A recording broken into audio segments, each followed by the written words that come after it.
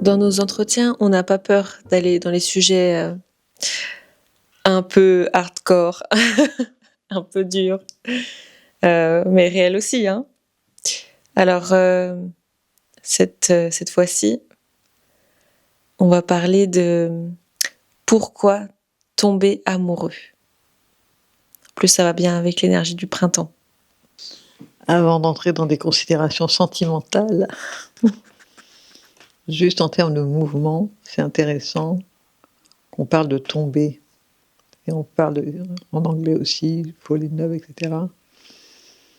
Donc c'est intéressant que ça parle de quelque chose qui vient d'en haut et qui subit une force qui l'amène vers le bas.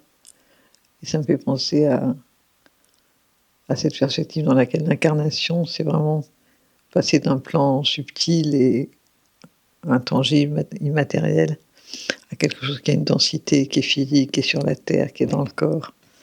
Tomber amoureux, c'est comme si une potentialité réussissait à se frayer un chemin chez deux êtres simultanément et créait pour les deux une sorte de champ d'attraction comme ça, très, très, très puissant, parce que c'est extraordinairement puissant, bien sûr, de tomber amoureux. Une communauté comme ça, au moins provisoire, dans laquelle ce qui était ailleurs est arrivé ici. Ça, c'est la première chose. Et ensuite, c'est que deux personnes qui tombent amoureuses, à l'évidence, et ça, il suffit de regarder beaucoup d'histoires de vie, beaucoup d'histoires sur beaucoup de générations pour s'en convaincre, ce ne sont pas juste deux personnes qui choisissent de se plaire ou de se séduire, c'est à travers ces personnes, je dirais leur arbre généalogique, qui cherchent cette rencontre. Comme la clé cherche la serrure et la serrure cherche la clé. Il y a une sorte de puissance inconsciente à travers le fait de tomber amoureux, dont on ne connaît pas les raisons, bien sûr, qu'on les découvre la plupart du temps peu après, plus ou moins peu après, mais ça a du sens de tomber amoureux. C'est une proposition qui nous est faite à travers une dimension qui nous échappe, de tenter de rendre visible et compréhensible des forces puissantes qui sont d'abord dans l'attraction, mais qui aussi cherchent à construire, à créer, et aussi, il faut le dire quand même, je pense, à réparer quelque chose qui n'a pas été abouti dans les générations antérieures.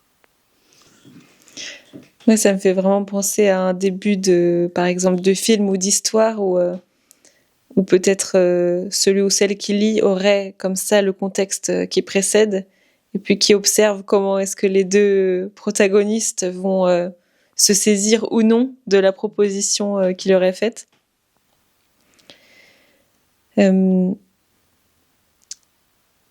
L'état amoureux, ça ne dure pas forcément, ou alors pas dans les premières, pas dans les conditions du début.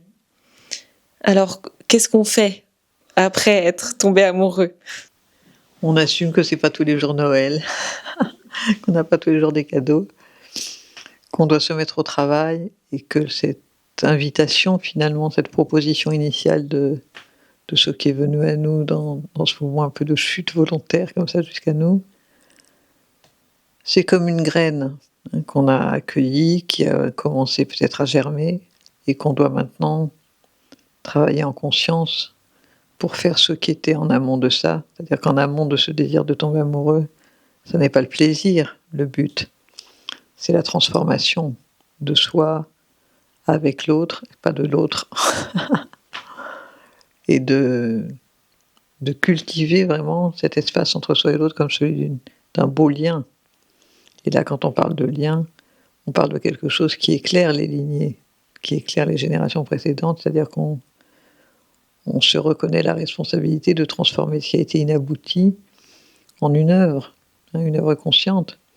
Et je repense en t'écoutant à, bien sûr, Roméo et Juliette, qui sont les amants les plus célèbres du monde, sûrement, et dont on voit très bien qu'il y a cet antagonisme entre les familles qui cherchent à se résoudre entre ce jeune homme et cette jeune fille,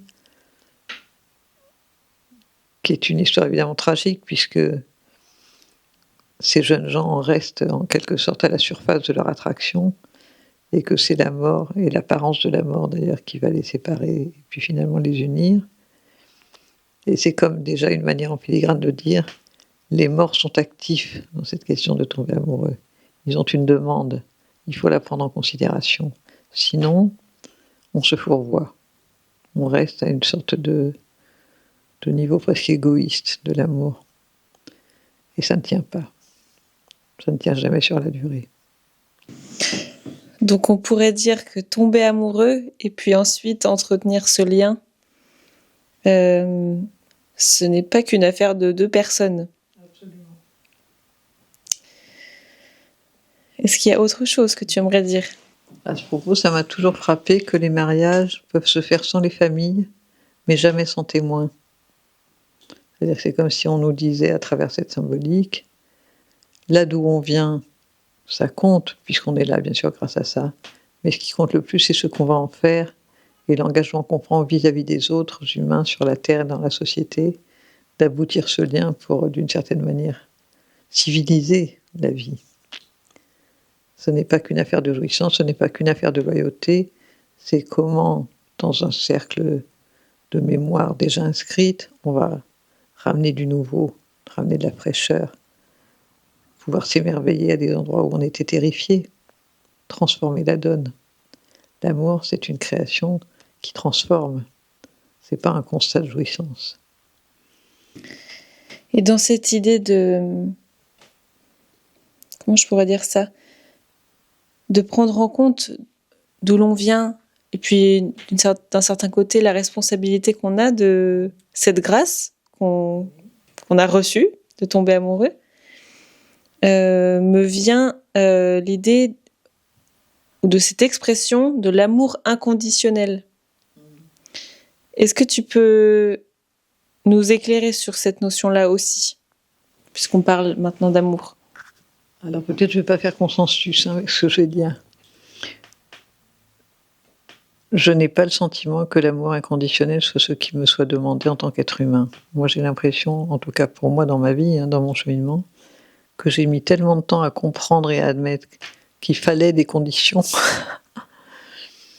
et qu'il était important de les reconnaître, de les énoncer, de les mettre en place et même d'être à certains égards intraitable sur ces conditions. C'est ce que j'appelle l'éthique. Amour inconditionnel, je peux imaginer un plan sur lequel une forme de conscience qui n'est pas totalement incarnée, qui est sur un plan beaucoup plus subtil, peut être dans une attente inconditionnelle d'amour, ce qu'on peut peut-être appeler Dieu ou quelque chose comme ça. Mais ce n'est pas moi, je suis un petit être humain avec un foie, des reins, des poumons, des contraintes, etc. Et je ne peux pas aimer inconditionnellement quelqu'un qui serait dans la maltraitance, par exemple, ou la malveillance, ou le mensonge, ou la tromperie. Non, il y a des conditions pour que l'amour s'exerce. Sinon, ça me paraît un leurre. Bon, je crois qu'on a planté plein de petites graines pour votre printemps, pour penser l'amour, tomber amoureux, et pas dans n'importe quelle condition. Vous nous direz si ça vous a parlé. Merci Carole, merci de nous avoir écoutés et à très bientôt.